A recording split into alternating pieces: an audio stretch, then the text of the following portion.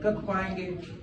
यकीनन खुदा आज के कलाम के वसीला से आपकी जिंदगी में एक बड़ा इनकलाब बर्पा करेगा। हालेलुया, खुदा की तारीफ, उसकी हमद हो। हालेलुया, खुदा अपनी बंदी को छू दे और बरकत दे, ताकि आज गहरा काम हो, जलाली काम हो। यीशु के नाम से बाप तेरा शुक्र करते हैं, तूने हमारी दुआओं को सुन लिया। हम दिल से आपका शुक्र अदा करते हैं और आपको मुबारक करते हैं। यीशु के नाम से बाप सारा जलाल हम तुझे देते हैं, यीशु मसीह के नाम में, आमीन। अभी रुके,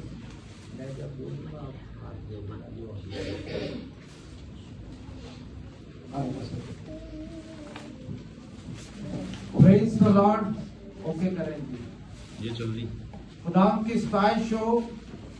आज आप सब खुश हैं। हमारे दरमियान अरब अमारात से खुदा की बंदी एवेंजलिस्ट अजीका हमारे दरमियान मौजूद हैं, जो मलाकी बिन काइन इंटरनेशनल हीलिंग मिनिस्ट्री के साथ अरब अमारात में और भी कई ममालिक में खुदा इनको लेकर गया है और ये खुदा की गवाही और कलाम की खिदमत सर अंजाम देती है। आज हमारे दिल शादमान है कि वो हमारे दरमियान है। आप सब की जोरदार तालियों में हम उन्हें वेलकम करते हैं खुदा के कलाम को।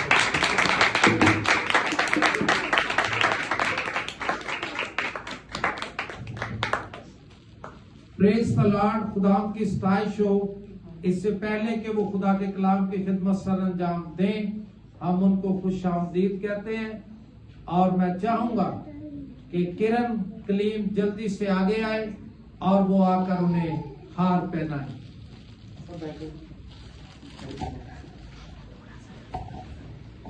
इसके बाद सोनिया आतिफ भी आए।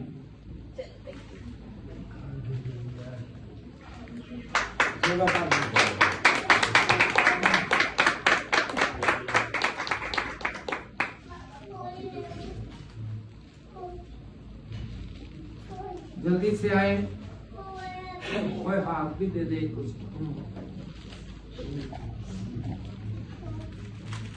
प्रेज़ गॉड, जोरदार तालियां।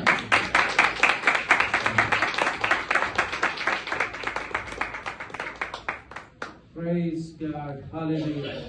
मैं चाहूंगा कि फरजाना आगे आएंगी और वो भी हाथ पहनाएं।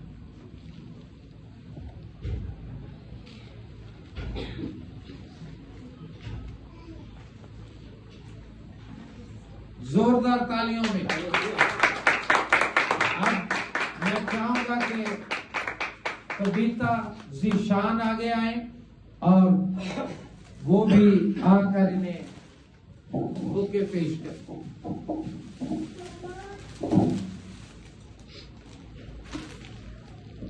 आप सबकी जोरदार तालियों में।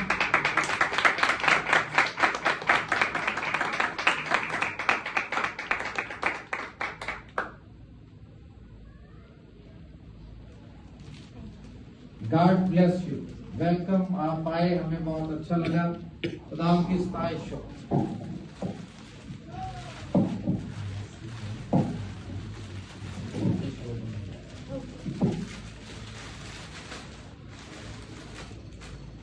मसीह यीशु के नाम में आप सबकी सलामती हो। सबसे पहले तो मैं आप सबका शुक्रिया अदा करना चाहती हूँ इस सारी ऑनर के लिए जो आपने मुझे बख्शा और मौका दिया कि मैं आपके बीच में कलाम की जो खिदमत है इसे अंजाम दे सकूं। तो आप सबका बहुत बहुत शुक्रिया अदा करती। बट मैं एक चीज़ कहना चाहती हूँ कि सारा ऑनर और सारी इज्जत और जलाल जो है वो खुदा यीशु मसीह का है और उसके रूल कुद्दस का है।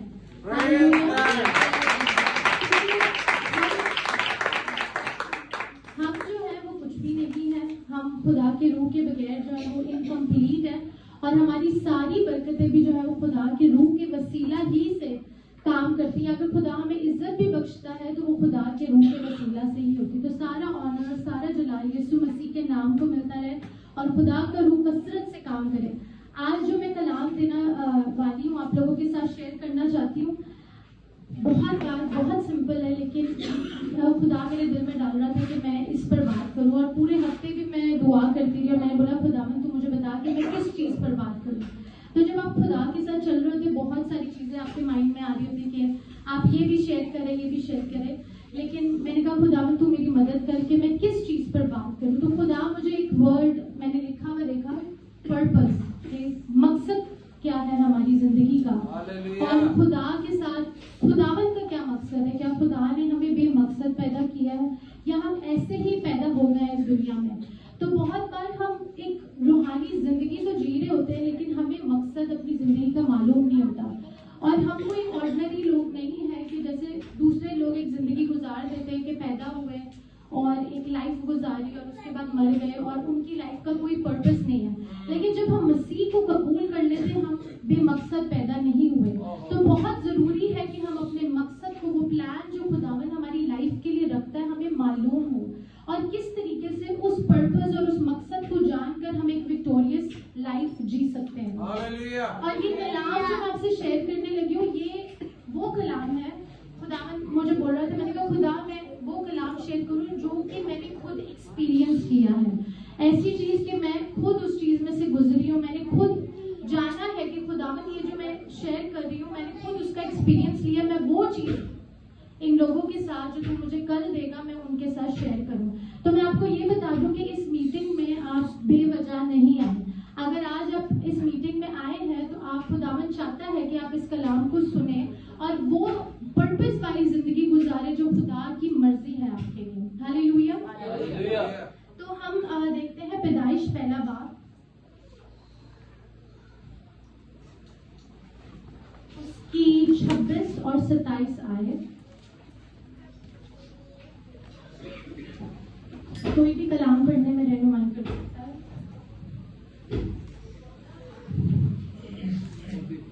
ओके, मैं खुद पढ़ लेती हूँ।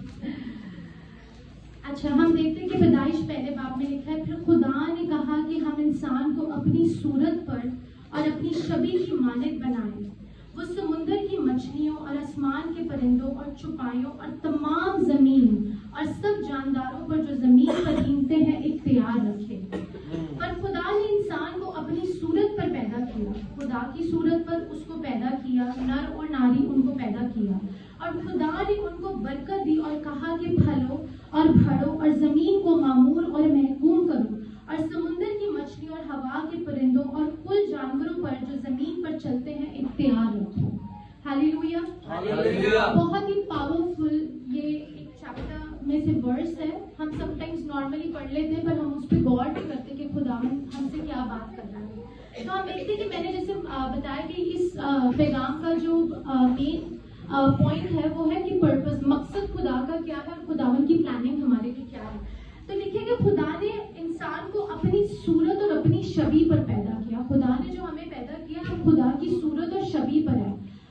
खुदा ने जानवर भी बनाए, खुदावन ने बहुत सारी चीजों को क्रिएट किया, लेकिन खुदा ने इंसान को अपनी सूरत और अपनी छवि पर पैदा। इसका एक वजह थी क्योंकि खुदावन हमसे एक रिलेशनशिप रखना चाहता था। खुदा कोई ऐसी शख्सियत, एक ऐसी क्रिएचर बना रहा था जो कि बिल्कुल खुदा की माने थे, जो बोलता भी हो, जो खुदावन से बातचीत कर सके, जो खुदावन के साथ एक अच्छा रिलेशनशिप रख सके। तो खुदावन ने उसे अपनी सूरत और अपनी छवि पर बनाया। तो खुदावन का मकसद जो हमें पैदा करने का था वो ये था कि हम खुदावन के साथ रिलेशनशिप रख सके, हम खुदावन की प्रेजेंस में रहे, हम खुदावन की तारीफ करें। खुदावन ने हमें इसलिए पैदा किया।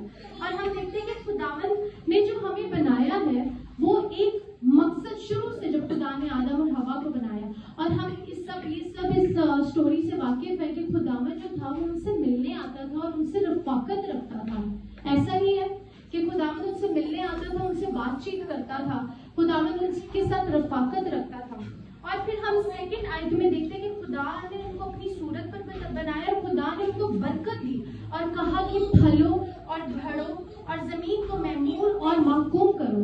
खुदावन की प्लानिंग जो हमारी लाइफ के लिए वो ये है कि हम बढ़े और फले, हमारी लाइफ लिमिटेड ना हो, इसीलिए खुदावन ने हमको बनाया। लेकिन हम आगे चल के देखते हैं कि खुद जब इंसान ने गुनाह किया तो वो पर्पस और वो प्लानिंग जो खुदावन ने रखी थी वो जाती रही और वो गुनाह की वसीला से हमारी लाइफ से खुदावन के साथ जो रिलेशनशिप था वो खत्म हो गया।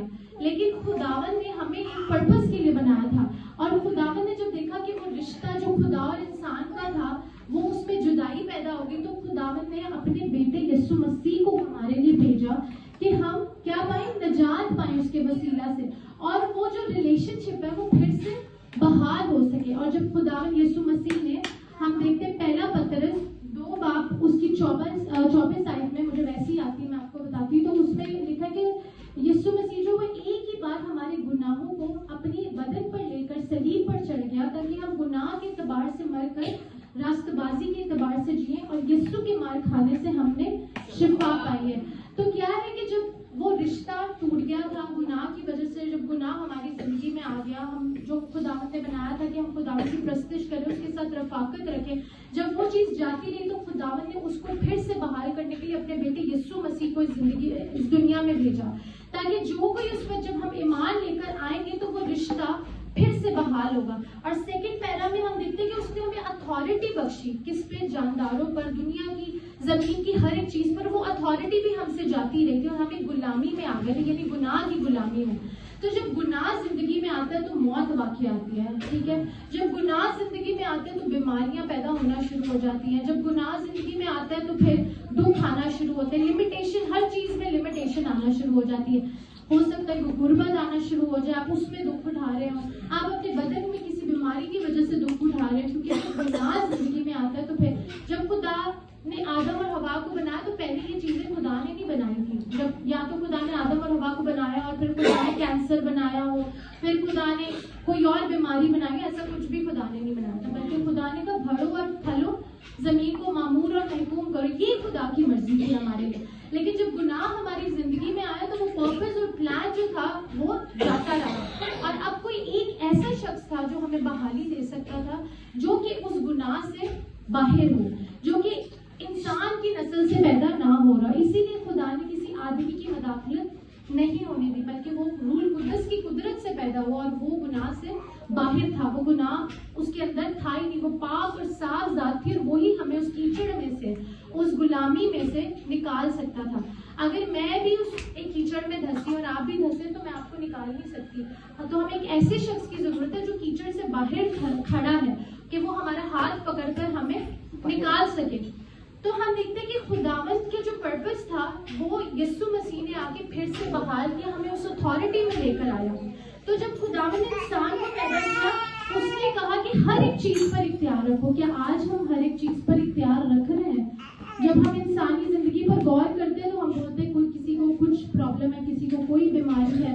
इवन के लोग यीशु मसीह पर ईमान, उसके फिदिया पर ईमान लाने के 22 वजह उसमें होने के बावजूद जो है एक दुख भरी जिंदगी गुजार रहे हैं। तो क्या फिर खुदावंद यीशु मसीह के आने का क्या फायदा अगर हम उस पर्पस और प्लान के अपनी लाइफ को नहीं गुजारें? मैं ये सब इसलिए बता सकती हूँ क्योंकि मैं इस चीज में से गुजरी। मैंने जैसे लास्ट संडे भी अपनी गवाही दी कि जब हम डॉक्टर के पास गए, डॉक्टर ने डायग्नोसिस की कि भाई आपको ये मसला है और बहुत मुश्किल है कि आपकी औलाद हो सके। तो खुदा ने मुझे सिखाना शुरू किया और मैं खुदावंद की हजूरी में चले गई। और जब जैसे जैसे आप एक एक स्टेप लेते हैं, खुदा आपको सिखाता है, खुदा आपको तराशता है। आज अगर मैं इस तरफ खड़े होकर कलाम सुना रही हूँ तो उसकी एक वजह, क्योंकि मुझे खुदा ने गुजारा और मुझे फतह बख्शी, तो मैं जान गई कि मेरे बाप की मेरे लिए क्या मर्जी है। मैं एक ऑर्डिनरी लाइफ के लिए नहीं बनाई गई, बल्कि मैं एक एक्स्ट्रा ऑर्डिनरी बाबरकत जिंदगी के लिए बनाई गई हूँ। तो मैंने देखा कि खुदावंद तो बहुत भला है, खुदावंद तो भलाई का खुदा है, खुदावंद हमारा आसमानी बाप है, वो हमारे लिए कोई बुराई चाहता ही नहीं, उसके प्लान्स हमारे लिए बरकतों के प्लान्स हैं। और हम जो एक वर्स है यिर्मयाह 29:11 में भी देखते हैं कि खुदा कहते हैं मैं अपने ख्यालात तुम्हारे लिए जानता हूँ। इंग्लिश में लिखा है कि I know the plans I have for you. Plans यानी खुदावंद के जो हमारे लिए प्लान्स है वो भलाई के, जिंदगी के प्लान्स है। तो फिर ये बुराई हमारी जिंदगी में कैसे आ सकती है और कैसे हम एक अनविक्टोरियस लाइफ अपनी लाइफ में गुजार सकते हैं? तो ये बहुत जरूरी है कि हम अपने पर्पस को जानें। खुदावंद हमसे क्या चाहता है, खुदावंद हम क्या चाहता है कि हम एक कैसी जिंदगी गुजारें। पहले बात में जब खुदावंद सब चीजें क्रिएट कर रहा है तो हम देखते हैं खुदा चाहता है हम एक बाइख्तियार जिंदगी गुजारे, ठीक है। हम गुलामी की जिंदगी ना गुजारे, गुनाह के अंडर नहीं चले, बीमारियों के अंडर नहीं चले। अगर आज आपको कोई भी चीज आपको दुख पहुंचा रही है, टॉर्मेंट है आपकी लाइफ में, तो हमें उस पर गाले बाना है, ना कि उसके अंदर जिंदगी गुजारे। और ऐसे ही हम खुदावन के पास चले जाए, ये खुदावन का पर्पस नहीं है। जब आप किसी चीज पर फतह पाएंगे तो फिर आप भी किसी को बता सकते हैं मैंने देखा है कि खुदा मेरी लाइफ से क्या चाहता है। और फिर ऐसा ही हुआ कि जब मैं उस चीज में से गुजर रही थी, मैंने दुआ करना शुरू की, खुदावन का कलाम पढ़ना शुरू किया, उसकी प्रेजेंस में जाना शुरू किया, तो चीजें मेरे पर खुलना शुरू हो गई कि हाँ, खुदावन की मकसद नहीं है कि मैं बगैर औलाद के रहूं, ये खुदा की मर्जी नहीं है। खुदा की मर्जी है कि हम बढ़े और फले। और मैंने ये कोट करना शुरू कर दिया, मैंने कहा खुदावन तेरी प्लान मेरे लिए ये कि मैं बढ़ूं और फलूं। तूने मुझे इस चीज की बरकत दी है, ना कि मैं लिमिटेशन। अगर मैं उन्हीं चीजों में गुजरती रहती, खुदावन से बोलती खुदावन तूने ऐसा क्यों किया, तू मुझे बरकत नहीं दे रहा, कंप्लेन करती या इस तरह खुदावन की हजूरी में नहीं जाती, तो मुझे ये बरकत नहीं मिलती और आज मैं आपके साथ शेयर नहीं कर पाती। तो ये एक बड़ी विक्टोरियस चीज है। आज अगर आप किसी दुख में से गुजर रहे हैं, आपको अपने इख्तियार को इस्तेमाल करने की जरूरत है। हालेलुया। आप अपने इख्तियार को इस्तेमाल करेंगे, मैं आपको ये यकीन दिला सकती हूँ, अगर खुदा मेरे लिए कर सकता है तो खुदा आपके लिए भी कर सकता है। हालेलुया। आपको शुगर के अंदर, ब्लड प्रेशर के अंदर, आपको किसी भी बीमारी के अंदर रहने की जरूरत नहीं है। जैसे मैंने कोट किया कि पहला पत्रस 2:24 में लिखे कि वो एक ही बार हमारे गुनाहों को उठा के, गुनाहों का मतलब है जब उसने गुनाह उठा लिए तो हर एक बीमारी भी उठा ली, उसने हमारी गुर्बत भी उठा ली, उसने हमारी हर तरह की जो चीज हमें टॉर्मेंट बख्शती थी उसने वो सब उठा ली है। तो जब उसने उठा लिया, अब हमें क्या करने की जरूरत है? हमें ईमान लाने की जरूरत है और उस इख्तियार को जो खुदावन ने हमें बख्शा इस्तेमाल करने की जरूरत है। जब हम उसकी प्रेजेंस में जाएंगे, ठीक है, सिर्फ ईमान लाना नहीं होता। आज बहुत लोग तौबा करते हैं, पास्टर्स कहते हैं, अच्छी बात है, पास्टर्स कहते हैं अपने कदमों पर खड़े हो। आज कौन यीशु मसीह पर ईमान लाते हैं? सब खड़े होते हैं, सब तौबा उस टाइम पे करते हैं, उसके बाद बैप्टिज्म भी लेते हैं, लेकिन उसके बाद उनकी लाइफ में कोई चेंज नहीं होता। चेंज क्यों नहीं होता? क्योंकि हमें पता ही नहीं है कि हमें कैसी जिंदगी गुजारनी है। कि हमें जब हम खुदावन की प्रेजेंस में जाते हैं, दुआ करते हैं, खुदावन का कलाम पढ़ते हैं, गौर करते हैं खुदावन के कलाम पर। मैं आपको बताऊं, ये एक नॉर्मल कलाम नहीं है जो खुदावन ने बस दे दिया हम इसको पढ़े, लेकिन जब हम गौर करते हैं खुदावन के कलाम को, कोट करते हैं बाइबल को पढ़ के, तो मैं आपको बताऊं आपकी जिंदगी बदलना शुरू हो जाएगी। आज अगर आपकी लाइफ में बीमारी है और आप बोलेंगे कि यीशु के मार खाने से मैंने शिफा पाई है, आप शिफा पाएंगे। अपने मुंह से बार बार खुदा के कलाम को बोलेंगे, आपकी लाइफ चेंज होना शुरू हो जाएगी। तब तक बोले जब तक कि आपके जिस्म में, आपके घराने में, आपके बेटे बेटियों में आपको चेंज ना दिखना शुरू हो जाए। और जब हम बार बार बोलते हैं, हमारे कान सुनते हैं, तो जब हम खुदा का कलाम सुनते हैं तो क्या पैदा होता है? कोई बता सकता है? जब हम ईमान पैदा होता है, ठीक है, ईमान जो है खुदा के कलाम को सुनने से पैदा होता है। तो जब आप बार बार खुदावत का कलाम कोट करेंगे, आपके कान सुनेंगे, आपकी बॉडी रिएक्ट करना शुरू कर देगी और आप बोलेंगे कि हाँ, जो मैं, फिर डॉक्टर डायग्नोज करेगा, वो बोलेगा ये दिख रहा है, वो दिख रहा है, ऐसा है, वैसा है, लेकिन खुदा का कलाम आप में इतना बसा होगा, बोलेंगे नहीं, यीशु के मार खाने से मैंने शिफा पाई है। इब्लीस तेरा मेरी जिंदगी पर कोई इख्तियार नहीं है। आज मैं अपने मुंह से इकरार करता हूँ। आपको पता चलेगा कि आप, जैसे खुदावत बाइबल में लिखा है कि वो हमें यतीम नहीं छोड़ता, पर हम क्यों यतीमी की जिंदगी गुजार रहे हैं। बहुत सारे यहाँ पर पेरेंट्स हैं, उनको पता है खुदा ने हमें औलाद बख्शी है, ठीक है, जब हमारी औलाद कोई गलती करती है तो क्या हम उसको बोलेंगे हाँ इसको बीमारी हो जाए, हाँ ये सीखे? कोई माँ बाप ऐसा नहीं करेगा। इवन कि बच्चा अगर नाफरमान भी है ना, तो माँ बाप उसके लिए बरकत ही चाहेंगे। तो आप लोग तो जिस्मानी माँ बाप है, वो तो हमारा आसमानी बाप है जो सब कुछ करने की कुदरत रखता है। तो क्या कोई ऐसी नेमत है कि वो आपसे बाज रख सकता है? हालेलुया। तो हमें क्या करने की जरूरत है? जैसे हमने देखा कि शुरू में खुदावन हमें इख्तियार बख्श रहा है, और जब कोई यीशु मसीह ने अपनी जान दी, वो अथॉरिटी बहाल हो गई। और लूका 10:19 में हम देखते हैं कि उसमें लिखा है कि खुदावन ने हमें इख्तियार बख्शा कि सांपों और बिच्छुओं को कुचले और इब्लीस की सारी कुदरत पर डाले, बार हमें हरगिज़ किसी चीज से जरूरत नहीं पहुंचेगा। क्या ये वर्सेस ऐसे ही खुदावन के कलाम में लिखी गई हैं कि बस हम एक बार पढ़े और बात नो? हमें इसको पढ़ना है, इस पे मेडिटेट करना है, बार बार बोले खुदावन